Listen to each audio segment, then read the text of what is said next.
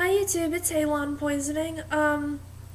This video is gonna be kind of about a serious issue. It is regarding my tributes to Hurricane Harvey and also some information on the upcoming Hurricane Irma that is supposed to hit here in Florida here, I think, Monday. So first off, Hurricane Harvey really did devastate Texas a lot. I think they were saying that the total death count of it was like in about 40 people, and of course thousands are homeless now. Lots of people with their homes in ruins. Lots of people have been coming out to help. Even my company that I work for, which doesn't even have any business in Texas. Even we've been donating our supports. It's just like everyone. Donald Trump came down to help everybody. It was just amazing, But it was, at the same time, it was so sad.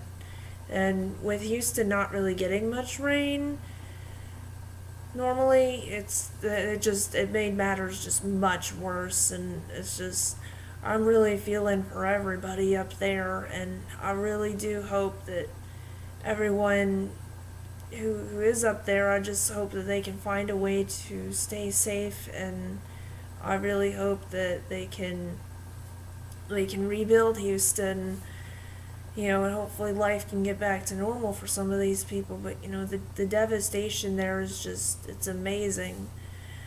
But what I wanted to also talk about was the upcoming Hurricane Irma that is supposed to hit here in Florida. So Irma, originally, it's funny how well in advance they were predicting Hurricane Irma, and how soon they started showing maps and stuff. It was off the coast of Mauritania before, that by the time that we started talking about it, which that's really far out. And it was funny listening to my mom constantly go, "Oh, come on, it's not even on the way here yet. Why are they even talking about it?" And I'm like, well, now it's very, seeing as how big it is now, I'm like, well, I would rather them talk about it early, because it looks to be what could be one of the most devastating storms in the U.S. It already hit Miami now. It devastated Puerto Rico. It wiped this little island, I think it was called Bana or something. It destroyed about 90% of that island. Just everywhere in the Caribbean is just being really affected, and it's just gonna go straight through Florida. And of course, with me living in Northeast Florida, we are gonna definitely get some of it, no doubt. Now, I was in Hurricane Matthew last year, and that was my first hurricane I had been in. And I will tell you, we were pretty decently prepared for it, but there was one problem that I want to let you all know about that we had an issue with last year, and we've definitely made sure to take care of it this year, and I want to let you all know about it. So we have well water, and I think a lot of people in Florida have well water. Not everybody. There are some that do have city water. But for those of you who have a well, I'm going to let you know that the excess raining can actually cause flooding in your septic tank. And what had happened to us last year was we didn't realize that could happen. And what had happened was it had flooded in the excess rain that accumulated in our backyard, flooded our septic tank. The septic tank overflowed, and the downstairs toilet, it had backed up into the downstairs toilet, and that toilet overflowed and then spilled water all over the downstairs, and that was lovely.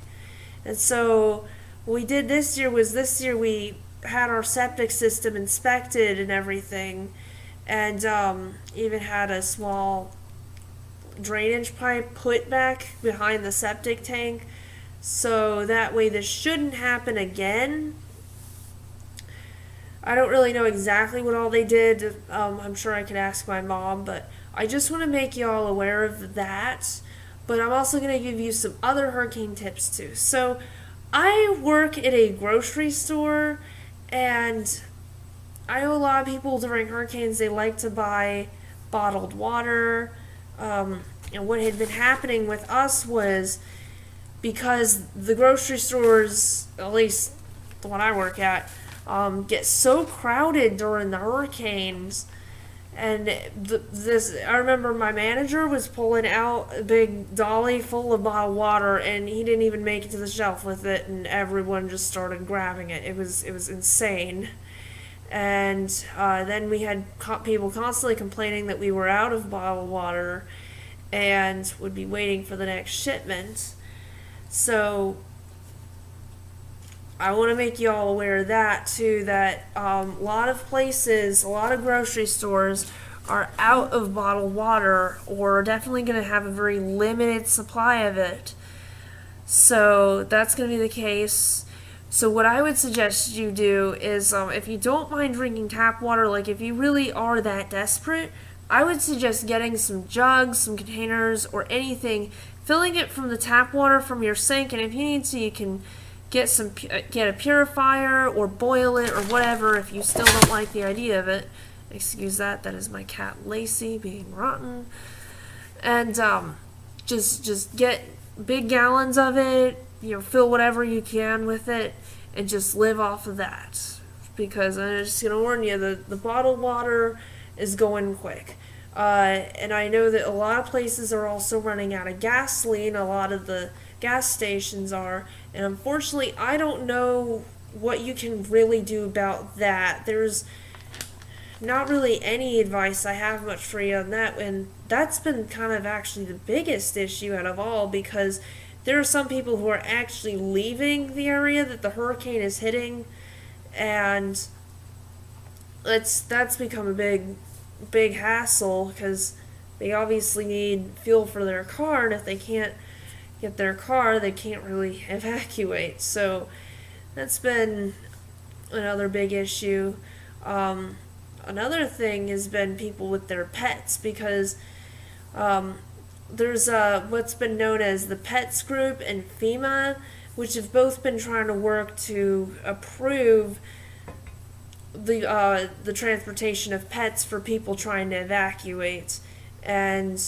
But not every state has this. I don't believe they have to follow it in Georgia, but I know in Florida it is mandatory, the Pets enactment. And I really don't know what to say about that. I know last year during Matthew, we went over to my grandmother's for the sole purpose that she had electricity, and I left my cat Lacey here, and she was fine. She was perfectly fine, but it seems like this hurricane that's coming is going to be even worse than Matthew, and I'm not going to do that again. I'm certainly taking her with me if we do end up going anywhere. We didn't really have to leave our house, though. This area, thankfully, is not very flood prone, nor is my grandmother's house, but we do not have a generator, and she does. So that's another thing I want to talk about is generators. Now, I know this is going to be kind of a no-brainer question, but don't bring your generator inside. I know a lot of you think that you know better, but believe me when I say I had someone tell me that they knew a couple of people who did that and suffered the consequences. It's a carbon monoxide hazard, and we all probably know this, but carbon monoxide is colorless and odorless. You really can't detect it with your senses, but it can kill you, and it don't take much of it. So that's a big thing, is don't bring your generator indoors. And then for those of you who have electric cooking, I know a lot of people like to store canned goods during times like these. I discovered that I didn't really like doing that because, like I said, we don't have a generator, and my house is entirely electric. We don't have any gas appliances. Our stove's electric, our furnace is electric, our dryer's electric, everything. And so when the power goes out, we pretty much have no utilities. And we can't even really use the water because the well pump that we have obviously uses electricity. It'll work for a little while, but after a while, it will eventually stop. So even then, we won't even have any running water. And I can kind of see why that might be the reason some people might be buying bottled water.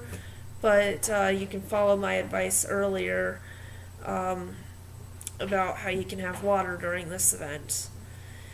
So the thing with the canned goods that I was talking about is I discovered I do not like the taste of canned food when it's not cooked.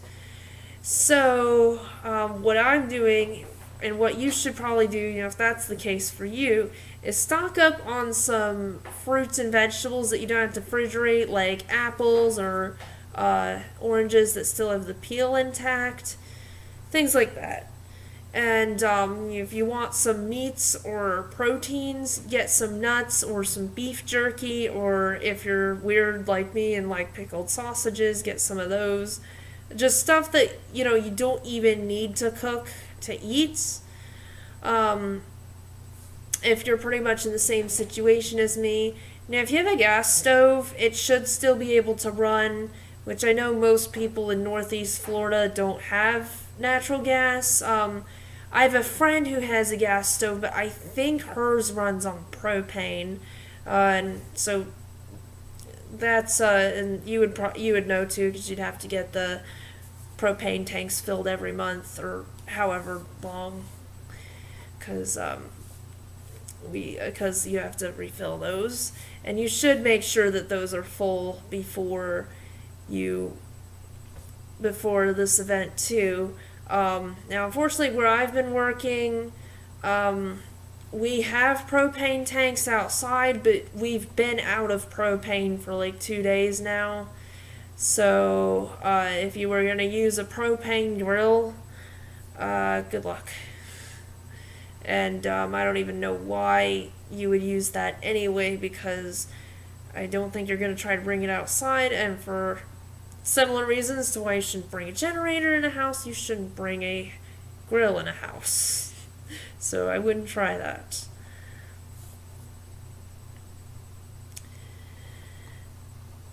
Is there anything else I want to talk about? I think we're good here. Like I said, I just want everyone to stay safe and through this event, and I feel like, I know that one while back they were talking about it hitting Harvey, or hitting where Harvey hit, which was over in the Texas, Louisiana area. And I was like, God, I don't want it to hit here, but they do not need another hurricane. And so it was like, I was kind of torn between it, because, it's like I know people here, and it would be hard to have them be devastated by this event. But at the same time, it's also hard enough that Harvey hit over in Houston. And it was like, I can't even picture what a second hurricane could have done to them. So I'm kind of looking at it that way, that at least it's not going in that direction like they were predicting it. And I'll tell you that at work, because we've been so busy, which it's really now a Thursday because it's past midnight, but I will say Wednesday just for the sake of it. I was supposed to be off that day. I generally don't work on Wednesdays because I have music lessons, but I got a call from my front service manager at about 7 in the morning saying, "Hey, can you come in, please?" And, I was very groggy, but I was like, "Yeah, if you'll let me take my guitar to work." And he said, "No problem." So I did that, and when he was on the phone with me, I could already hear the loudness in the background. And yesterday, this is just a prime example of the water incident. Yesterday morning, I wasn't there for this, but one of my coworkers told me that someone had actually punched somebody over a case of water. And I was like, geez, that is bad. And a while back and then yesterday when I was trying to price check or really Tuesday, when I was trying to price check a thing of water for a nice gentleman, I was carrying it with me so I could read the label and then read the label on what was on the shelf. And this lady is like, "Can I have that?" And I said, "No, I'm actually pricing it." And she's like, "Please." I said, "Ma'am, I'm sorry, but I need this. This is for somebody else, and he already claimed it." And she just like looked at me with this dirty look, and I was like, and I'm also asking that y'all just be patient with us retailers. We don't mean to not have what y'all are looking for. I understand the demand is very heavy on us too. And it doesn't matter where you shop at, whether it be Publix, Winn-Dixie, Walmart, everywhere it's going to be the same problem. My roommate and I, right after we got off work, we actually went over to a CVS, and it was actually pretty dead over there. But it looked like they had already been wreaked havoc on. And then we went to the Publix next door, and again, it wasn't very crowded, probably because it was the middle of the day of Wednesday and people were still at work. But they had looked like they had havoc wreaked on. There was no water. They were also at a Gatorade too, which over at my store we had a lot of people buying Gatorade and even sodas for that. And I'm guessing it was because we ran out of water, so that's the next best thing. So you just be patient with the retailers. The stresses. I understand everybody is stressed out about these events. It's stressful for us, and I'm sure even for these companies who are making these products, I'm sure it's been stressful for them too, because they've had to make more, they've had to bottle more water and whatever. We even had to designate some of our trucks that we usually have for our deli supplies. We've had to designate them to bring bottled water, but we can only store so much, and it's crazy. So just be patient with us, and as a retailer, I will apologize to all of you for whatever store you go to, if things are rough, but just let us all take this event to have a chance to at least be close together, because right now politics don't matter and race doesn't matter, gender identity doesn't matter. It seems like none of that really is going to matter in this event. What is going to matter is how we can all work together as a community to get through it. And as I was saying earlier, this kind of event is the kind of thing that will really show who is selfish and who is selfless. Like, one example of a selfless person I saw on Tuesday was he looked like he was a veteran, and he was actually coming and getting carts out from our parking lot and bringing them right into the vestibule for us. And he was a customer. He was not an associate, but a customer there who was actually wanting to help all of us, because he saw how big of the demand was going on. Because as soon as we would put carts in the vestibule, they were gone. And there was even a line of people waiting for carts. And unfortunately, one really sad thing was that there was a lady who actually needed one of the motorized carts because she actually had a disability where she couldn't walk, and they were all taken. And so I'm also going to ask that everybody only use those if you really need them. Especially like this now. I mean, if your leg hurts, just try to tough through it if you can. But if you really need it, that's when you should take it. But otherwise, you should try to save those carts for somebody who specifically needs them. Because most grocery stores, mine only has 4 of them, and most stores may only even have 2 of them. So just keep that in mind. And like I said, let's just let this event be one that we can all get close together, just work together to get through, just be there for each other, regardless of who we are, what our differences, Doesn't matter, our political views, race, gender, whatever, whatever your controversies is, because at the end of the day, we all are in this together, and it would mean so much to me, and I'm sure everyone who is going to be in the midst of this, if we could. And that's, I think, my main message for this video, is just to stay safe and remember that we're all in this together.